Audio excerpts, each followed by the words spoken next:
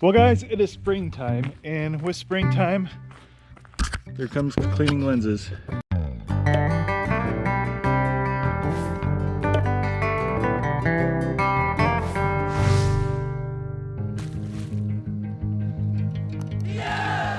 Well guys, it is springtime, and with springtime, we are getting the RV ready to get traveling again. So first step is greasing these wheel bearings. It's been weird ever since we bought this barn, since we've had more access to the bed of our truck to actually transport lumber and stuff. But now I got to throw that fifth wheel hitch back in here, and luckily it's a fairly easy process. First thing you got to do is line up your pucks. It just kind of drops right in there. But yeah, I don't know what these things are called, but not a whole lot of maintenance on the Champion hitch. You just got to make sure these are greased, which they are not very greased right now. Just put some white lithium grease on these things so it can easily swing back and forth. And then you also got to grease the head, which I'll put on here in a second. And on these Champion hitches, there is one zerk you got to make sure you keep on topping off with grease. That's the only place you really got to grease on this.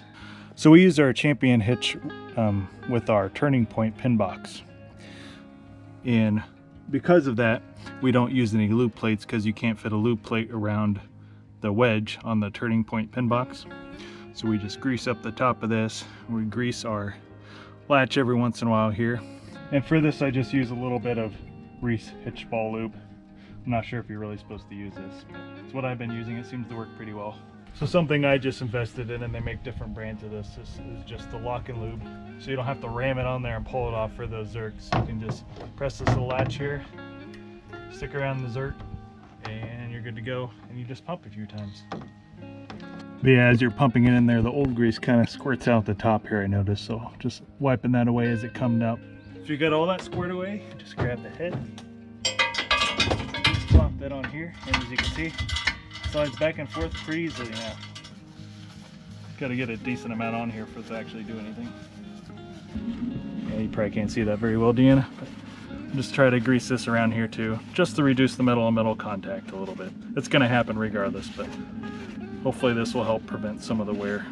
Now that we got the hitch all lubed up and ready to go, we're going to go ahead and grease the wheel bearings at this fifth wheel here. So what we're going to be doing is lifting these wheels up one tire at a time here. And in order to do that, we're going to be using this trailer aid here. You just back up over or pull up on one of these, and it lifts the other tire up off the ground. All right, we got the truck hooked up, but it might be a little bit more difficult to get one tire up at a time just because this is so unlevel throughout here. So we may end up having to put some blocks underneath the trailer aid itself in order to lift up the one tire high enough so we can spin one of them freely. All right, so you're going to want to do this on all tires. I'm not going to show you every single tire because that'd be boring footage. Where's that? You got to find where the little plastic cap here. I got to be careful too because I think we broke one of these in 2019. Yeah. I just glued it together. So just be very gentle on these because these can break, especially if you have an older vehicle, and over time these can be pretty fragile. Luckily ours came right off. Just like we had on our hitch, you can see the little zerk in there that we're just going to put in there. But as we put it in here, we're going to spin this. Ooh, yeah, it definitely sounds like it needs some grease. Yeah, as you spin it, you keep on pumping. If you have a Dexter Easy Lube, which is what I have on this fifth wheel, it'll start coming around the edges. You can't do this on all fifth wheels or all trailers because some of them you can actually get grease on your brakes, and that's something you really don't want to do. So for this one, we can do this, but make sure you look up what type of axle you have. And I don't know all the terminology. I'm not an expert on this. Just make sure you have the proper instructions on how to grease your ball bearings. You just kind of slowly pump this out. And as you pump this out, spin this around, the old grease will start to come around the edges, and you'll want to just pull that out. So yeah, in order to get all this grease out of there, I just use a screwdriver, and this is just my little device for my steel chainsaw that I use. It has a nice little handle on it so you can grip it a little bit better. But just scoop the old grease out. I just put it in a can as you're pumping it out. But yeah, this is not a quick job. You'd have to be a little patient getting all this grease through there. But I did make a video about this when we first bought our trailer. I did a bunch of research before we bought these Dexter axles, and I'll put a link to that in our description below here so you can take a look at the more detailed explanation of all this. But for now, we're gonna get these tires done and we'll jump on to our next task to get this RV back on the road. All right guys, well about 4 or 5 months ago I made a video on winterizing the RV. Now I'm just gonna go ahead and de-winterize, which really comes down to just flushing out all the antifreeze from your outlets. So let's go ahead and get started. What I'm gonna be doing here is just setting it back to winterize. Exact same settings that we use to de-winterize, because you don't want any of that antifreeze to go into your hot water heater. So this will just be flushing it right through to the faucets themselves. And borrowed this little valve from our water softener, and apparently I need to get a gasket replaced, but since this is all plastic, it's not going to matter getting some water in here. I'll just have to clean it out. Go ahead and clean it, or connect this to your city inlet here. Then, since you're set to winterize, just turn that guy on, and now you have water flowing inside and also getting water inside your RV. Don't worry, it'll leak out. Now that we got the water running, you can turn this guy on. It should start pumping all that antifreeze out. And it might take a while to get that flavor of the antifreeze out of the water outlets. So I'm probably just gonna let that go for a little while here. Make sure you get all that antifreeze out of your lines. Same thing with the shower head.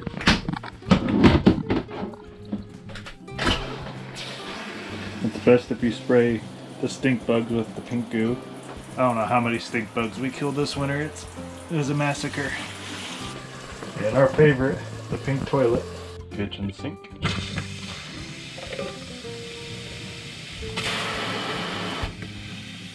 Well, it looks like our overflow thing's actually working, so that's good. But yeah, so after that, you'll want to go ahead and do your spray ports as well. If you have a similar model, just get all your outside spigots, and then you should be good to go as far as de-winterizing your antifreeze. Just do make sure you run through as much water as possible to get some of that taste out of the lines. And one more thing, if you did forget to, or if you did put some antifreeze in your water pump as well, you may want to go ahead and power fill your tank there. Then after you get enough water in your tank, go ahead and turn that off and then run your pump for a little while and get all the antifreeze out through those as well. All right, so we got that done. A couple more things you might want to consider. I made a video about this time last year about greasing the wheel bearings within the turning point hitch itself, or the turning point pin box. So I'll link that in the description as well. There's a bunch of good comments from subscribers and non-subscribers alike on how they would do things differently than I did, so might be a good resource for you all. More things to check is obviously check all your seals around your RV.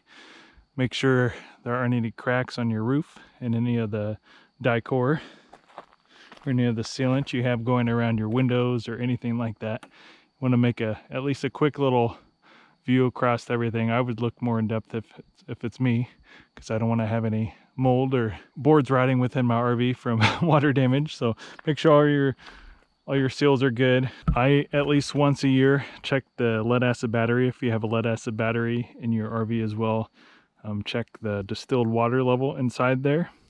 Just make sure that's topped off. You can just take off those little covers. Just make sure to wear gloves and stuff to make sure you don't get battery acid all over yourself. It will eat through your clothing if you get it on yourself, so be careful. Those are the main things I usually hit up each year. Obviously things are going to vary from RV to RV. I probably left some out, so if there are any other tips you want to give for getting your RV out for the first time for the season, leave those down in the comments below. I would love to hear that. I like these videos to kind of be a forum for people to be able to discuss how they maintain their RVs and keep them up to date with all the annual maintenance that needs to be done. So if that was helpful, or if you like this video, go ahead and hit that like button. Subscribe if you want to see more videos like it. You can also check us out at dnsadventures.com. And as always, guys, adventure on.